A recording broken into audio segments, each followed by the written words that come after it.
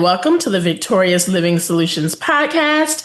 I'm your host, Dr. Nikeya Young, and with me in the studio is our amazing executive producer in all the things, my dear husband, Rodney Young Jr. Thank you for welcoming. It's always great to be here. Awesome. Always great to have you, dear. Okay, so this season we have been talking about, this is season 11 if you're new of the podcast. Each season has roughly 10 episodes in it, and we usually have a cool theme for the season, and the overarching theme for this season is remix your mind. Remix your mind. Yeah, your mind. Yes, it's where the mind goes, the man follows. So, True. May was Mental Health Awareness Month, and we're just, even though May is gone, we're continuing to roll on into mental health themes because of the theme for the season and because yours truly is a mental health coach. Yeah, all right. Board certified. Yes, there we go. So tell us what we're talking about today. He's co-hosting. So 3 destructive mindsets to conquer at work. Okay. Dr. Nikeya, mental health issues are very expensive. Yes, they are. I don't know if you realize how expensive they are, guys, but it's actually about $438 billion expensive. So, yeah, Wow. Let that sink in. So, Gallup poll from 2025 surveyed a ton of businesses and found that mental wellness related issues, right, related to productivity, lost and it cost our global economy $438 billion. Now, if that's not an incentive to get your mind right, I don't know what is. Well, it also needs to be an incentive to make sure that your team is trained on mental wellness. Yes. So that part. Another survey went out and a study went out that showed that companies who invested in mindset training, right? So if they invested in any type of programs, coaching or whatever programs for their teams related to mindset training, they saw a 400% increase in productivity.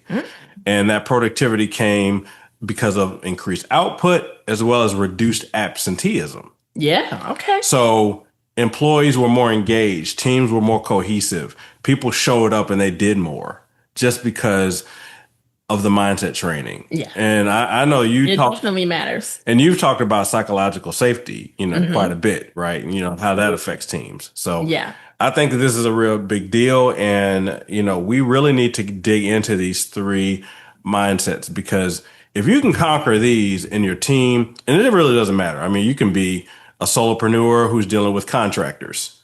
You can be the head of a department in a Fortune 500 company. You can be a nonprofit CEO. I do a lot of consulting with nonprofits. This is universal. Absolutely. It absolutely is. So let's get into it without further ado. What is the first mindset? We're talking about dangerous. Destructive. A lot of them, but these are 3 of the most destructive mindsets that you can have in a workplace. So before I jump in, actually, from your perspective, Dr. Nikeya, what do you think? Why do you think these mindsets are so destructive? Like you see this all the time. Like, why do you think mindset issues are so destructive, specifically in teams and organizations? Well, because you'll see, this will make more sense when we get into the mindsets, but accountability is key. If it's no one's fault, then where do you even go from there? Yeah. Everything just fell apart all by itself. We don't know who did it. It's no one's fault. If there's nobody at fault, there's no lesson to be learned. There's no improvement that can be made. It's just, oh, well. What are you supposed to do with that? You can't do anything with that. So it puts you at a stalemate. Yeah. Somebody has to take accountability. Somebody has to be like, oh, I did this where I should have done this instead. Or, oh, I handled this person this way because that's what I'm used to. That's how my boss handled me. That's how I was trained. But I didn't account for the fact that this is an entirely different experience and it's not cookie cutter, one size fit all. And what worked in this setting doesn't work in this setting. Yeah. Somebody has to acknowledge that.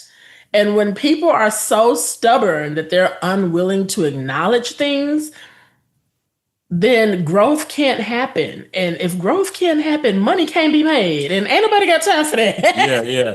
And the last I checked, I mean, it takes people to Yeah. to get things done. I know we're living in an age of AI, but somebody's got to program that AI. Somebody's People got to still matter. deploy that AI. And so, right, whenever you're investing in people, Hmm.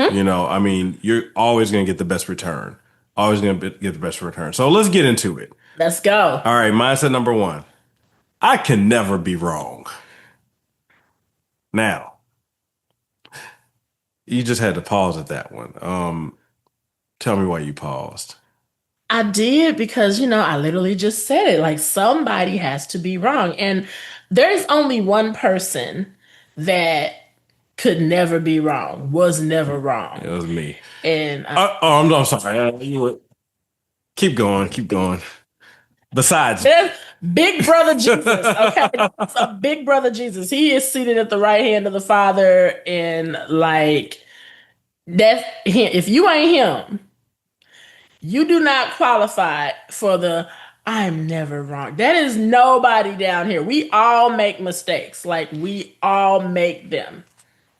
yeah. Well, I So, mean, I'm looking at the idea that there are some people who are on teams who, right, never take accountability, never take mhm. responsibility for issues. And it's not even necessarily the people who just, they how should I say it?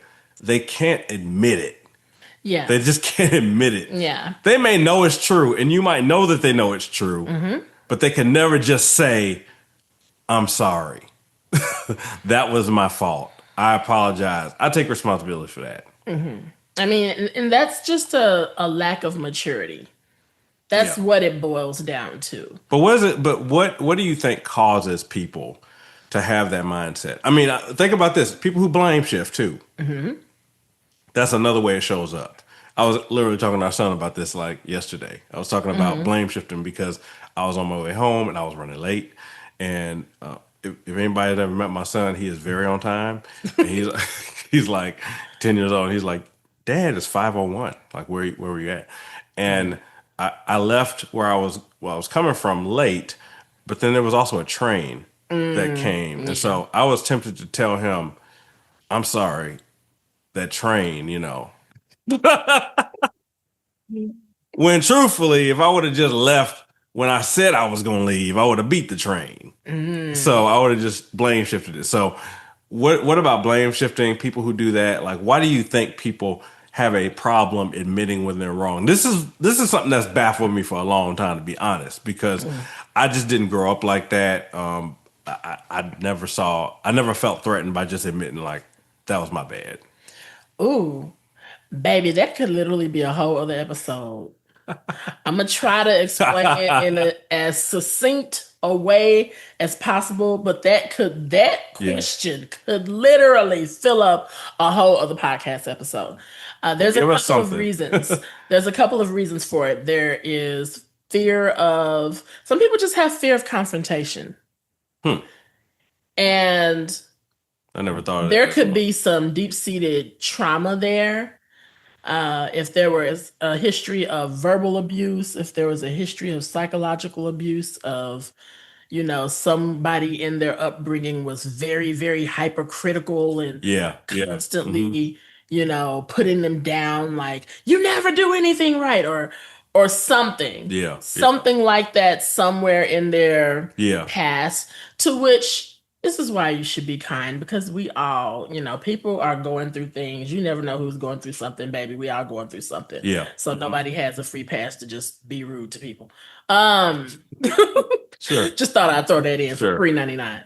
Um, but yeah, so people, it could be fear of confrontation because in their past experiences, confrontation was very scary. Mm. It's this muscle memory of that sinking feeling in the pit of your stomach or So if you are wrong, something grave is about to there is happen. going to be Like a you better not huge be wrong. You repercussion know, yeah. for you being wrong. Yeah. And that muscle memory is there. So it works for big things, but the body keeps score, even if it's something small. If Yeah. they have not healed from that past trauma, Yeah. And you you don't know know, who you're working with, right? I mean, you you know, don't we hire people, we go from through. all walks of life. Right, exactly. We don't know everybody's background. And I mean, you know, depending on how close you are with your team, you Hmm. may know more. But I think that that's something to keep in mind being a leader. Like if you have someone on your team, I mean, first off, you need to figure that out like before you hire them. That's something I screen for. Like like Hmm. if you can't ever admit something that you did wrong, you know, like Yeah. you know, that's a red flag to me. But if they're already on your team, uh, Hmm.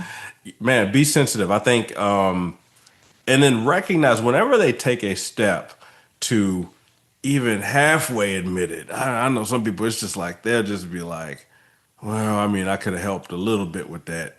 But it was, man, commend that. Hmm. You know, commend that. You know, make sure that they know that you appreciate them taking responsibility, you know, Yeah. and taking accountability. Yeah. So that fear of confrontation, some people just have, everyone has some kind of insecurity. Some Yeah. people have more than others. Yeah.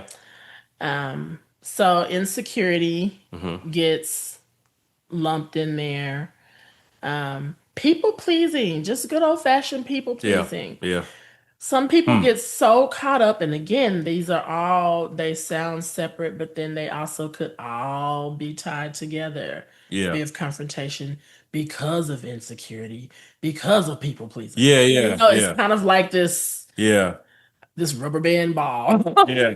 Yeah, you know You that know. actually reminds me. I mean, so I do consulting with a lot of organizations, and I remember coming across someone in an organization who was just really, really good, you know, with Mhm. details, and so and her whole area, you know, was very detail oriented, and if there was, and I noticed when a team member would maybe point out something, you know, in what she was doing that may not have been perfect. Mhm. I mean, she didn't have any peace Mm. until she. I mean, there's one thing to strive for excellence, but I could tell, like, I'm like, man, she is like vexed Mhm. that she made a mistake. You know what I'm Yeah. saying? Mhm. Or that it looked like she made a mistake and she maybe overly defend herself, Mhm. you know, by maybe, you know, throwing off on what the request or something like that. Yeah. Because there was something in her that she couldn't accept that she was wrong. You know what I Yeah. mean? And so I think that's a really, that could be dangerous Yeah, there over could be time. some deep-seated shame there. There's this, it's a multi-layered onion. Now, somebody is going to say, or the person could just be a narcissist. Let me tell you They something. got deep seated issues too. Let me tell you They something. got probably the deepest. Narcissistic people are some of the most insecure people you will ever meet Yeah, in your life. for sure. Yeah, Period. absolutely. So everything we just said beforehand, just apply that double if they're a narcissist. Now, Okay. coach and coach and coach, but I mean, if there's no change, I mean, you got to do what you got to do because you can't allow your culture to become toxic. Right. So, you know, if that person never admitting they're wrong becomes toxic, then that's a whole different conversation. Uh-huh. One more manifestation of that is, and I've done this. I admittedly have done this, you know, because I didn't think that I was like this, but I realized that if and this is I'm kind of jumping to like one of the other points, so I'm trying not Okay. to give too much away. But if I was to if someone was to point something out that was wrong, or you know give some feedback or something, I would never be the person to be like, no, you wrong. Like I you know or oh well, I did you know I'm cool. You know what I'm saying? Like Mhm. I'll admit oh you know what I could have done better, and I'll believe it, but then later on, I might beat up on myself Mm. because That was I'm just condemnation. going over and over and over in my Yeah. mind. Why? Because I couldn't allow myself to be wrong. And so that's actually an area I've had to really grow in is just like, dude, like it's okay if you're not right all the time. You know, it's totally okay. Mhm. And be comfortable enough in myself to not then, so I might give the right outward response, oh, he's taking responsibility. He's Hmm. admitting that he's wrong. But then later on, I'm beating up on myself. That's not healthy either because that Yeah. turns into other unhealthy behaviors that show up on the job. Mm. So Okay. that's kind of like about 3 layers deep Yeah. underneath that Yeah. question. So that's something to think about. Man, number two, negative feedback equals a personal attack. Yeah. That was a really good segue. Yes. I didn't even Yes. plan that, y'all. I Hmm. did not plan that, but yes. So what do you think about that? I mean, so that means okay, someone gives negative feedback and it's processed as a personal attack. All right. Okay, so let me I clarify. got you. Now, the caveat to this is CEOs, Mm, bosses. mm, The caveat to this is if the only time you give feedback is something negative, mm. then this person's feelings are valid.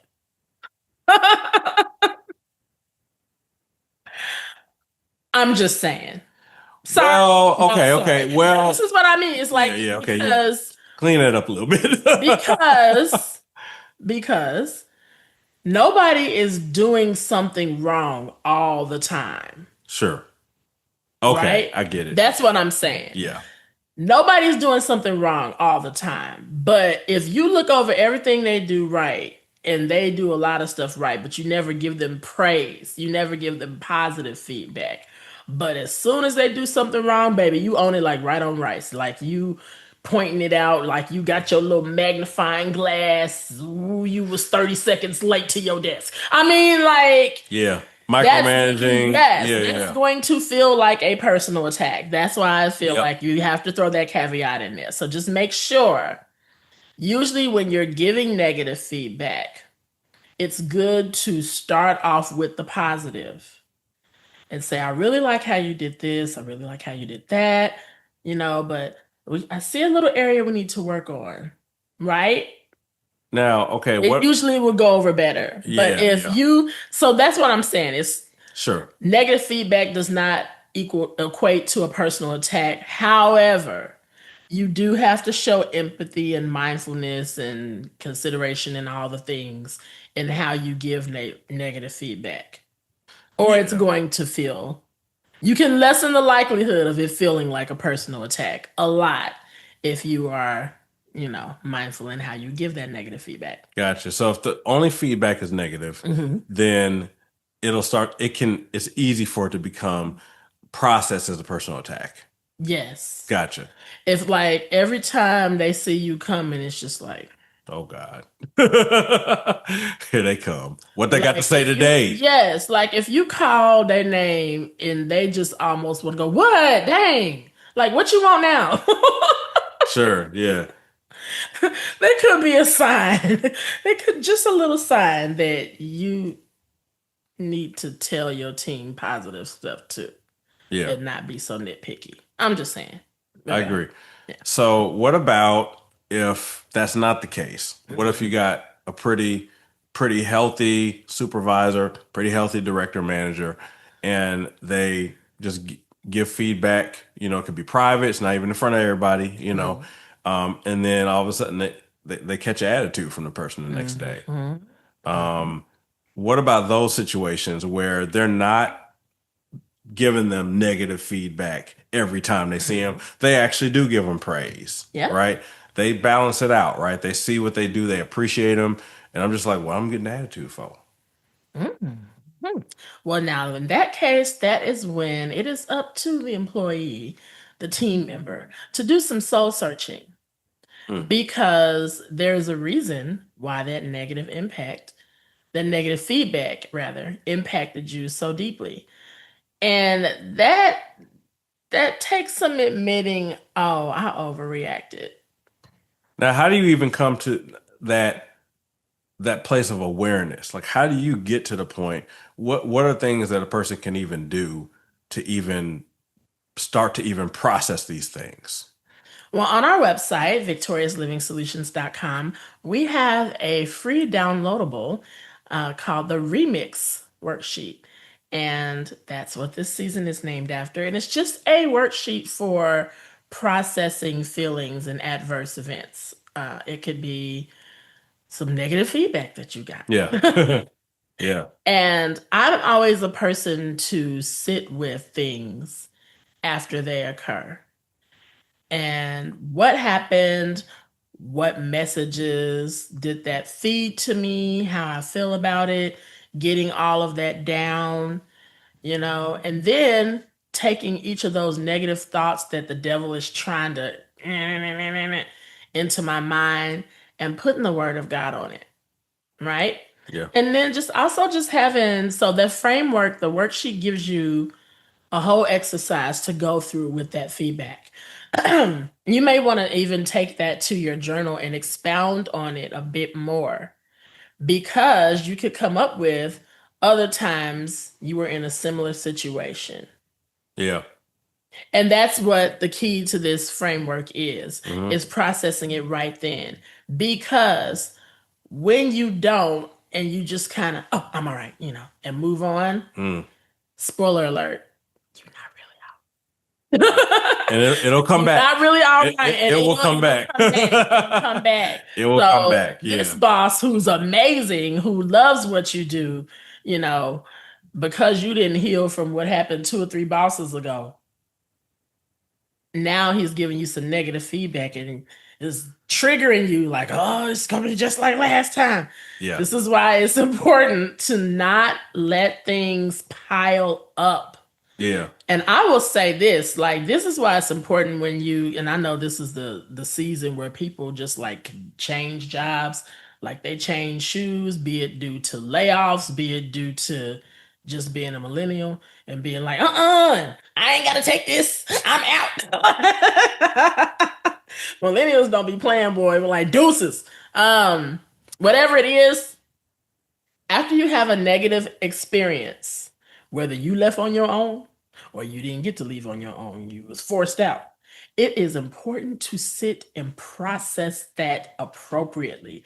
If you have to make an appointment with a therapist to help you do so, do that because you need to close out that chapter and do the necessary inner work to heal from it so you don't bring all of that baggage to your brand spanking new job and these people ain't did nothing to you. They just met you and you just bit their head off because they gave you some feedback.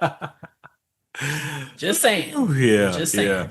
yeah. I've been in some situations like that where I had one team member who is just she was awesome at what she did, Hmm. but I did notice that, and it wasn't even when I was giving her negative feedback. I think that there was a degree of psychological safety she felt with me, Yeah. but I noticed that when we'd meet with certain team members, we'd have these meetings. Man, I would see the tension Mm, rise up, man. I would see her get and to a sense get a little defensive, right? yeah. And I remember I had a conversation with her because I was concerned, Yeah. like I'm like, hey, look, you do really great work, but I don't want so and so to be to be getting to you like that, you know what I mean? Yeah. And so she was able to verify that, yeah, like it felt like a personal attack. I'm like, I don't think it really was, you know what I mean, based Mm-mm. on what I saw. But I want you to be able to separate what you're doing, with with who you are in terms of if even if that was a valid thing. I mean, some people are just rough with how they communicate, and this person Mm. was rough. They weren't a good fit for what they were doing anyway. They weren't, Ooh. and they wouldn't go. They weren't there for that much longer. But nonetheless, this person was taking these critiques as a personal attack. So Yeah. I think reflection is really important. So yeah, download that remix worksheet. The R is for review, Yeah. right? Hmm. So it takes you through a whole process of how to really internalize and reframe the way you're looking at the situation. And Absolutely. it's great for your Absolutely. team as well. Yes. Yes. Yes. Yes. You do it as a team. And I can help you with that. Yep. Just saying. Free plug. Yep. Yep. Yep. All right. But so yeah, that is key. Like that comes out all kinds of different ways. Like you just mentioned, she felt psychological safety with you. Mm-hmm. And but just us being male, female is perfect to talk about this point, I'll say. Because I could be your boss and I could come in and I could give some feedback. and you could be like, oh my gosh, great. Thanks, Doc. I'll work on that. Right. But if he gives you the same feedback Here I come. and just saying it, the same way, nothing abrasive, nothing crazy. And it's just like, because maybe you had daddy issues, or maybe you had, you didn't like your big brother, or you had issues with males in your family. This stuff gets deep. It does, yeah. It gets deep. Like, we carry all And kinds vice of, versa. and vice It can versa. work with women. And Yes. I've been on that end of the stick. Where you had Yeah. mommy issues, your mama was a nag, and so now you just don't want no woman telling you what to do. Yeah. She Yeah. can be as polite as possible with the feedback, but you got some misogyny, some kind of mommy issue, weird complex going on where you don't feel like women should be in charge. You don't feel like women should tell you what to do. And so her communication skills and none of that is gonna matter. Right, Because you just right. got issues with, yeah, okay, whatever. Let me speak to the man in charge, sweetheart. Okay. Yeah, because I'm not gonna listen to you. Child, that could be another podcast. Oh, That could be another podcast. opening up a bag of worms. Baby, that could be another podcast. You feel like just because you got a penis, you ain't got to listen to no female that's got child. Oof, oof. I have, Let me cool off. I have all kinds of stories. That was one of the organizations I consult with, and I love this organization. We do a lot of great work together. They were working with another organization where they had to submit information and get, for a process that they were going through. And in order to get that information, they needed to get certain things from this other organization. So in previous years, I'd helped them out with that process. But I moved on, we just kind of changed a lot of things I was doing. So I was really focused solely on communications. And they were talking about how much trouble they were having getting, literally just getting a response. I mean, and I'm talking the C level executive in that office couldn't get this dude to reply to an email. And they jokingly were talking about how when this other guy was in the office, how he would actually get back to him. Wow. And guy didn't work there anymore. And they're like, yeah, and you dealt with him. He would reply to you. I'm like, yeah, that was years ago though. And they're like, I bet if you emailed him, maybe he, reply to you. I mean, I'm talking about months, y'all, like months of emailing back and forth with this man. These are all women going back and forth with this guy. I emailed this dude that day. I was like, let me try. I'm even joking. I emailed him that afternoon. He emailed me back. Everybody was floored, y'all. See what I'm talking about? This one I'm talking about. Bro, get your daddy, your mama issues straightened out. Seriously. That child, we need to jot this stuff down. Because that deserves its own episode too. It does. I'm gonna have to review this episode and write this stuff down. So because these things need their own episode. Yeah. That happens a lot. Yeah, the thing between men and women that happens deep. It's deep. A lot. It's like deep. It's a real thing. Yeah, gender issues in the workplace are a real thing. Yeah, so they are. Shall we go on to the third one? Yes. Can we wrap it up? We gotta land. It's getting deep, man. This is getting deep. All right, the third one. We want to get deep. My accomplishments equal my identity. Okay. All right. So a person is equating what they're doing with who they are. Okay. Now, a lot of ways that can show up, right? Yep. The person who is overworking. Yeah. So you got that team member, right? That's always there late. Now, I love hardworking team members, right? But it's just like, go home. You have a family. I mean, I've seen this in even church settings. Ooh, child. Can't even leave church. Like, go home. Yeah. Give me your thoughts on that, because we don't want to discourage accomplishment, but when does it go too far? Ooh, dang, this could be an episode too. All right, so To be No, because continued. no, I'm serious. 'Cause I'm thinking about how this is like when you know that you've let what you're doing become an idol, Hmm. right? Become an idol. Especially, so you brought up church, especially when there's some kind of need that you're letting your position Hmm. meet that if you're not careful, it could take the place of that's something God should be meeting, Mhm. not any title, any position, any what have you. And church is a good example because, I mean, I guess it could happen with paid staff too, but a lot of these positions in church, it's like you're not even getting paid for this. This is like So volunteering. over volunteering. Yeah, Yeah. yeah. You're not getting any monetary gain out of it, but like every time the doors of the church open, you in there.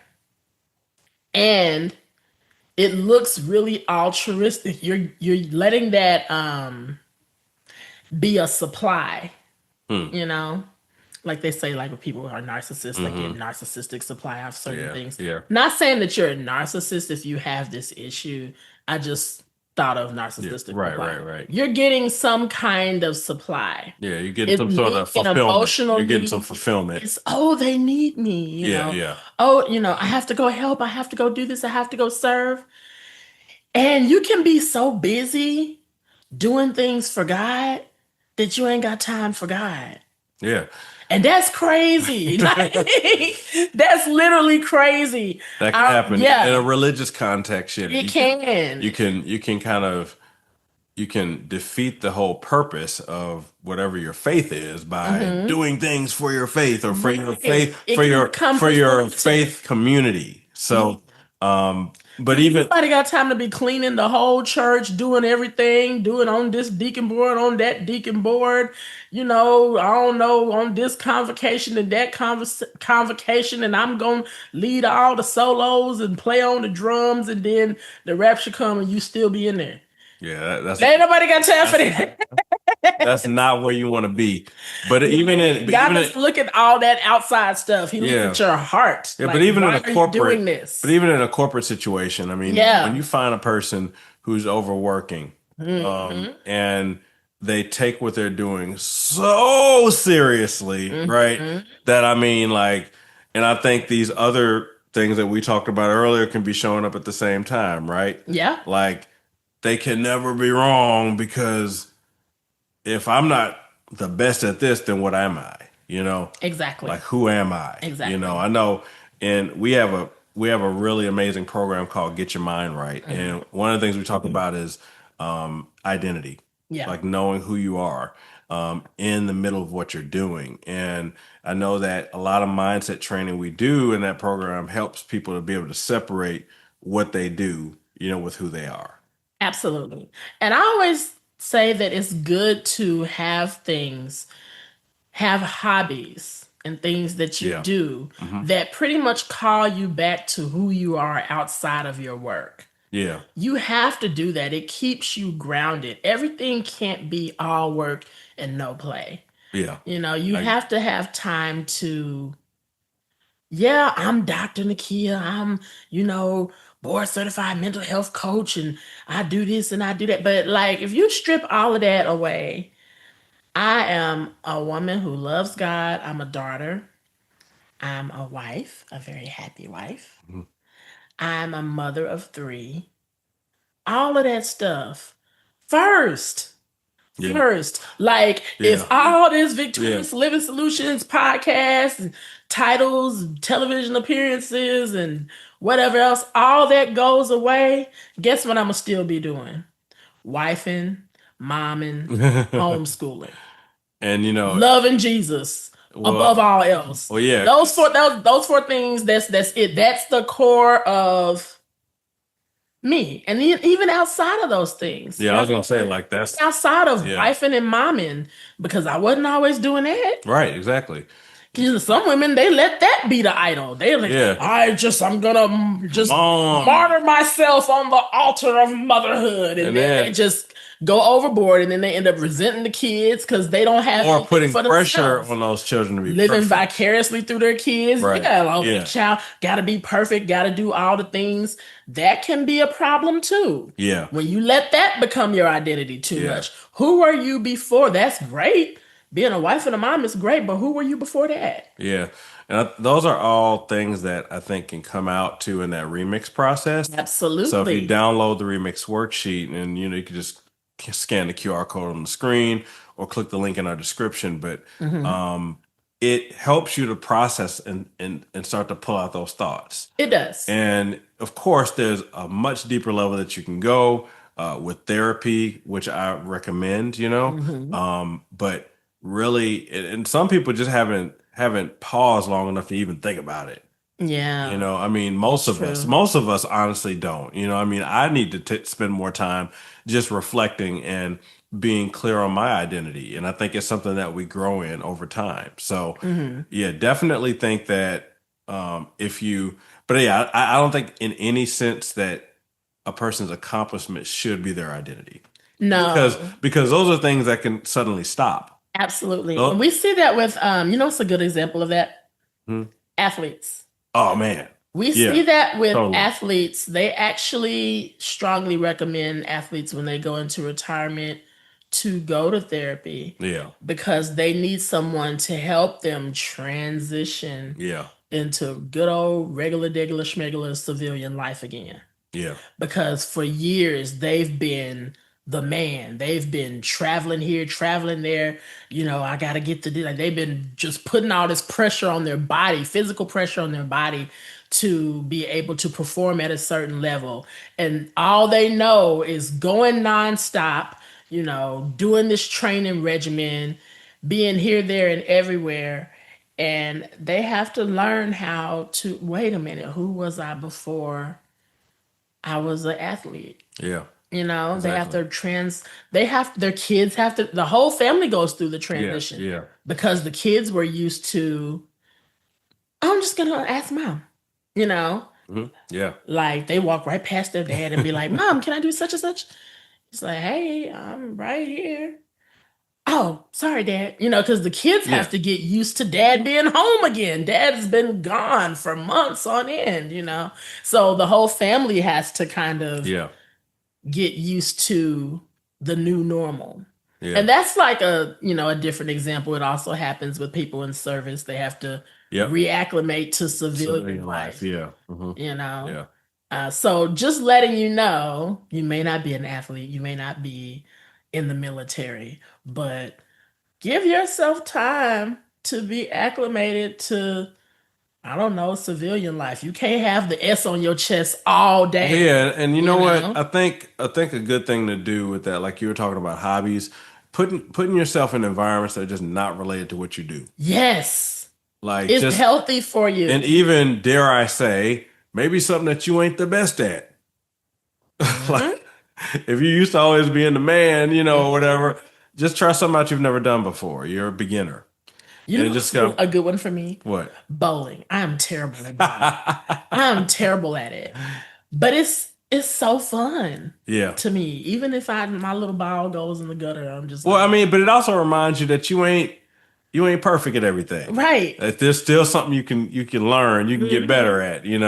So I think that just and it also puts you around like quote regular people. So, you're Yes, always C-suite level, you're always in meetings, in high towers and everything. And now all of a sudden, right, you're at the bowling alley on Saturday, like around people who are just in the neighborhood or whatever. It just humanizes you. It just connects you. It shows you that these people have just as much value as you do, right? absolutely. And then it just you go back to work, right, with just a better experience. Like I feel like you're able to be more authentic and be yourself. Hmm. So, yep. Yeah. All right, that's Good all I for you. got. Well, that was good. That was good. High five.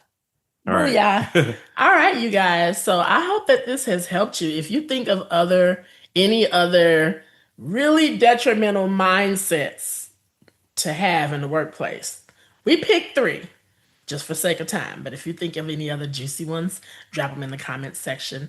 And then Have you found anything during what we're talking about that you need to work on? Let us know that too.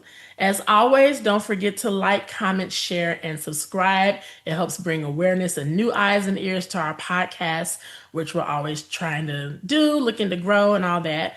I hope that we have helped you all. Thank you so much for tuning in and keep living victoriously. Bye, everybody.